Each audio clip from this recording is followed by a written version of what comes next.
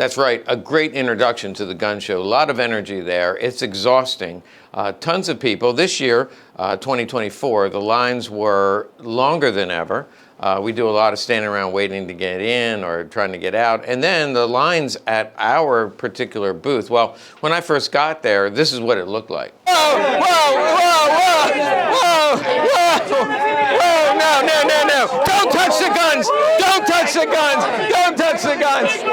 No, no more, no more. Stop, stop, no, stop. Money, money, money, money, money, money. But then we had our private party, and that looked more like this.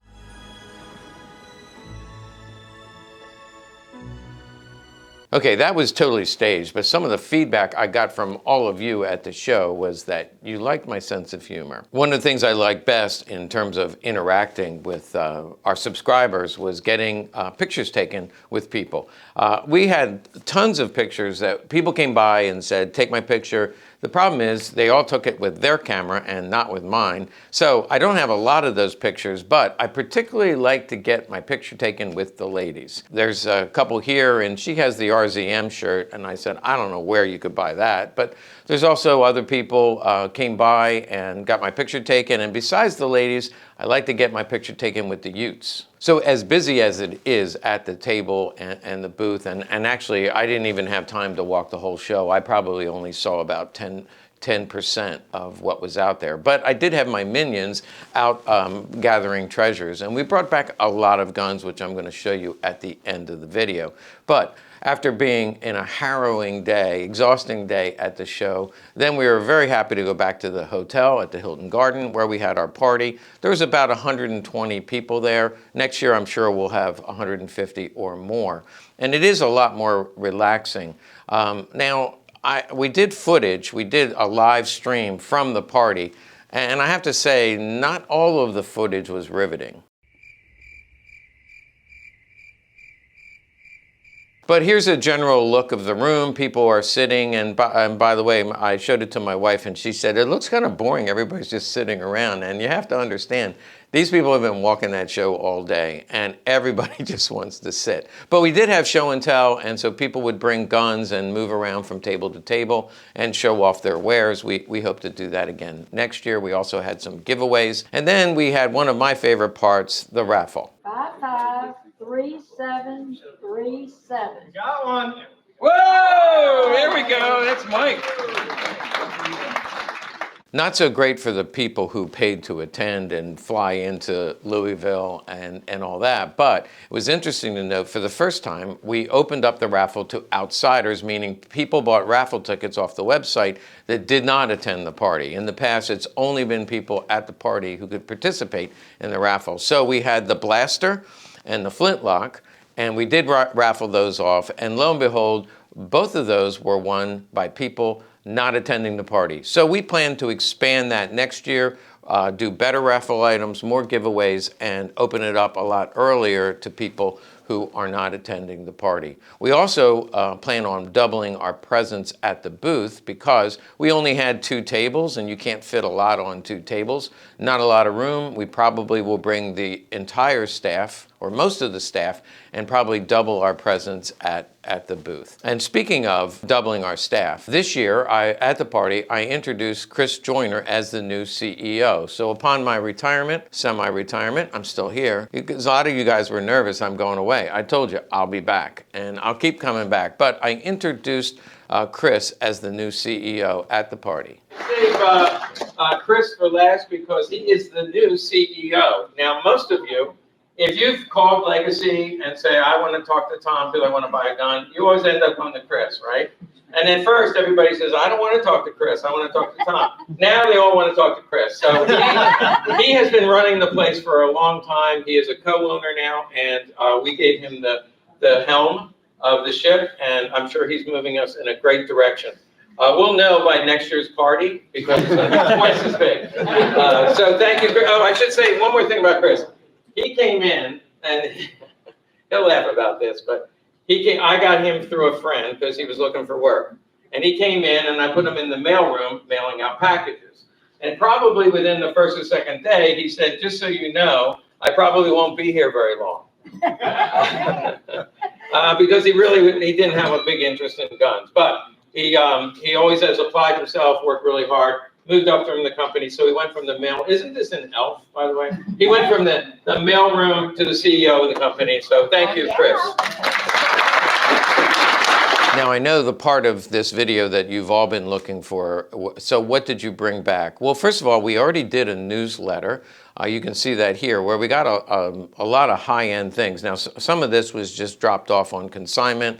They didn't show up at the show, but they showed up because people gave us stuff to consign, and we brought them home. So here you can see some of the high-end items that sold almost immediately when we put out the newsletter. But I also have a lot more that I haven't put on the website yet, and we're going to be doing that soon. Now, there's way too many things for me to do my typical video where I go through and I explain the markings and when it was made and who carried it. So I'd like to go over some of the items that we brought home.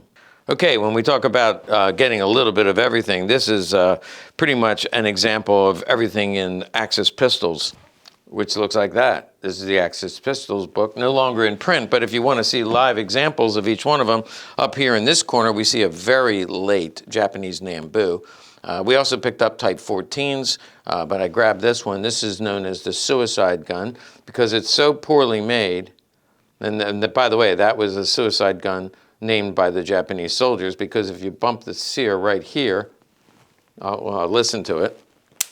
Yeah, you bump it right there and the gun goes off. So poorly made, very late example, 1944, and actually that's August of 1944. Then we jump to certainly better made, some German pistols. These both are SS guns. I picked up several SS guns. They do not have the matching mag. They do have a correct mag, but not a matching mag, and you can see that's the K under variation is marked here and here. This one also, early PP SS gun with an SS magazine non-matching. Check this one out, the Femeru. This was made in Hungary, 1943. This was all part of a Luftwaffe contract. This is about as nice as they come. Look at this gun. It's 99%, beautiful bore, all matching except the magazine is a bit off, so just like the SS guns, it's mismatched. One of my favorite ones, this walked up to my table. Check that out. No serial number, no serial number, no serial number. So very end of the war, no finish. There is a Walther Waffen stamp there. So this is definitely picked up in the factory at the end of the war with parts that were sitting there, probably put together by a GI or by a Polish worker. Then we're going to jump down here. We've got two French occupation guns. This is the MAB, and it's a French-made pistol, and it does have Nazi proofs right here. So during the occupation of France, these were made and then used by the German army. And then this is a unique, I've showed these to you before, but again, French-made pistol, and there's a Waffen stamp right here, so it was used during the German occupation. Speaking about occupied countries, here's two Czech pistols. This one, you won't be able to see it because it's very faint, but there's a German Waffen stamp here, which most of them come with the German Waffen stamp. So these were made, again, 32 caliber during the war, during the German occupation, used by the German army. This one, however, is pretty rare, Eagle K. That's a police marking, so this one did not go to the military. It went to the police, and that was during the mid-war period. Here's another occupied country. This is Belgium. So it's an FN Browning, made in Belgium. It also has Waffen stamps. They're very faint. You'll take my word for it, but beautiful guns. So I'm picking up guns from, all different countries during the war. This is in the C block, which is among the last ones made. So this is right at the end before Belgium was liberated by the Allies. And then let's go to Italy. Not really occupied. They joined the German or the Nazi cause under Mussolini, but then later in the war, they changed their minds and kind of switched sides. But 1944, this was used by the German army during the occupation. It's got the dull finish. So again, it's a late war 32 caliber. So another country that contributed handguns to the German military. I mentioned the French with the unique and the MAB. I mentioned the French, but here you see a SACM. It's SACM, which is the initials for something I would have to look up. But I just call this a French SACM. This does not have a blued finish like most of these guns. These are blued finish. Has an anodized finish. So basically, it's like spray paint. It was painted. It holds up pretty well. You can see that has a few smudges. And what was unique about this, oh wait, this is the unique, but what's unique about this was it comes with some original ammo, which is kind of special to get these together. Oh, and I skipped one gun, which should not be skipped. Look at this beautiful holster. It's very, very faint, but there's the, if you watch my channel, I talk about the Stubby Wing Eagle, which is a police proof, 1942. And we pull out the gun, and you can see that we have a police Walther PPK, just in beautiful condition, very little wear. But this is a nice police PPK, made probably in about 1940, actually more like 41, and the holster to go with it dated 1942. All right, speaking of, this is the next, we'll call this Group B, and this will be it. I have to pull the plug somewhere because there's so much more that I could show you. There's lots of variations available at the show, but over the years I've seen that the rarer stuff is getting harder and harder to find. So my commentary is that there's still plenty of guns for sale, but I didn't see a single SA gun. I didn't see a party leader that was legit. So for example, I'm going to be talking about 1911s. I saw pretty much every variation, but of course no Singer. So in terms of high-end guns, they tend to be going away in safes and not coming out. They're getting harder and harder to find. And that's pretty much all I have to say about that. And so occupied countries, let's go back to that. You're not going to be able to see it very well, but there's a Waffen stamp here. This is from Norway. It's a Norwegian from Norwegia. Of course, it's Norway, and I've been to Norway, had a great time in Bergen. This is dated 1945. There was only about 900, a little more than 900 of these made in 1945, still during the occupation, but then, of course, it was liberated in 1945. Then we have a P-38. I mostly wanted to show you this holster. Now, this is a gorgeous holster, and it is dated 1941. It's a P-38, and the condition is beautiful with a matching mag. Sorry, guys, I might have to keep this one. It's in the J block, which is near the end of 1941, and it is Waffen-proofed and beautiful. One match mag. Now, unusually, I didn't show you any Lugers yet, but I did bring home some Lugers. This one comes to mind. This is a G date, so that's 1934. Hitler had just come to power, and they were trying to hide where these were made. They use a code, they use a date code, so they're trying to hide where and when these were made. But in 1936, 35, in 1936, they went ahead and started stamping the date on it. This is beautiful straw color, small parts, beautiful front strap, and a magazine that is almost matching. I think it's a factory error. It's too faint to see, but the 7. It's matching, but the 7 becomes a 2. So it could be a factory error because that's an easy mistake to make. You can see the early proofs here. You can see fire blue here and then the straw finish here. So beautiful gun, G-date, which will become available. Here's a couple babies. Look at these cute little holsters. You just gotta adore them. Cute little holsters. You can see the imprint of the gun, so you know it's been in there for a long time. Now this one is a Sauer. 25 caliber Sauer, and the engraving on this one was done post-factory. As far as I can tell, this was done post-factory. It's not factory engraved, but nonetheless very, very cute. This one is a Model 9, Walther Model 9, and this has the ivory grips, and you can see the engraving, which could be factory. I'd have to investigate a little bit more. But we got this from a very good customer, part of his collection, a beautifully engraved Walther Model 9. One more German pistol, just because I haven't shown you one. This is a Model 1934 Mauser, made by Mauser. So this predated the Mauser HSC. The HSC is an improvement in design. This one has a police marking. It's very poorly struck, but it's an Eagle L. Beautiful finish, very rare. And the fact that it was issued to the police probably doubles or quadruples the value. So that was a very nice find. Actually, somebody, one of our regular viewers, brought it over to show me. Now, let's talk about the Americans. The Americans, we got some Colt 1911. So this is the 1911 Colt from 1918. You can see the nice brush blue finish and a World War I era. Now you'll notice the design. The U.S. Licensed this design to the Norwegians, and so they started making, this is on model 1914, so I assume that the license transfer was about 1914. So basically this is a 1911 that was used by the German Army. That's kind of a trivia question.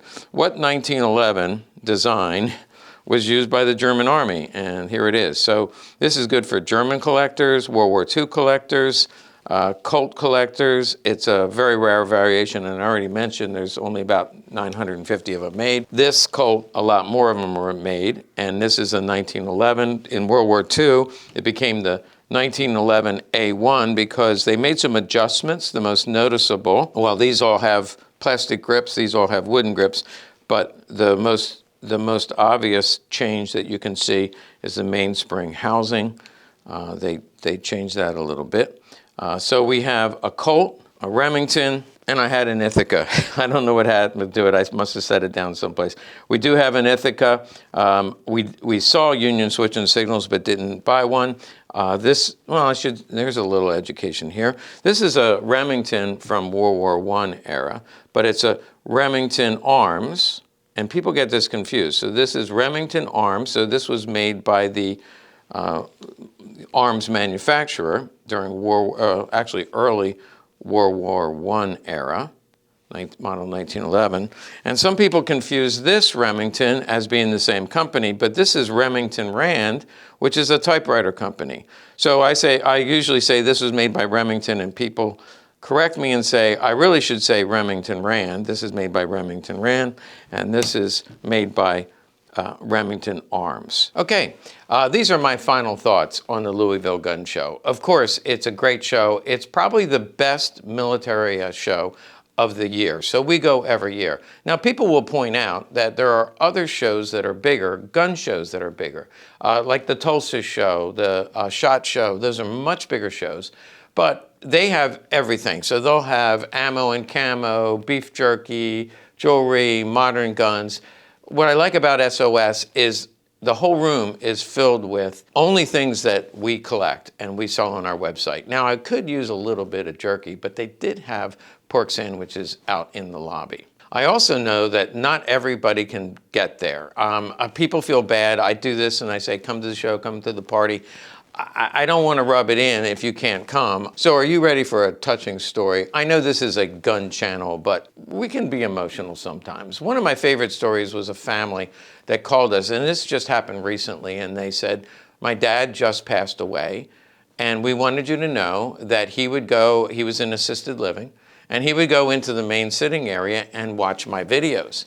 And he said, over a period of time, people came out and joined them, and so there was a group that sat in the common area of this assisted living center, and they watched my videos. And he said that it was really the joy of his week because he couldn't get to the gun shows. He couldn't get out to see these, but we brought them to him. So for those of you, how's that for a touching story? I'm going to start crying. Hey, thanks for watching. Make sure you like and subscribe to our channel because we always have more touching stories to bring your way.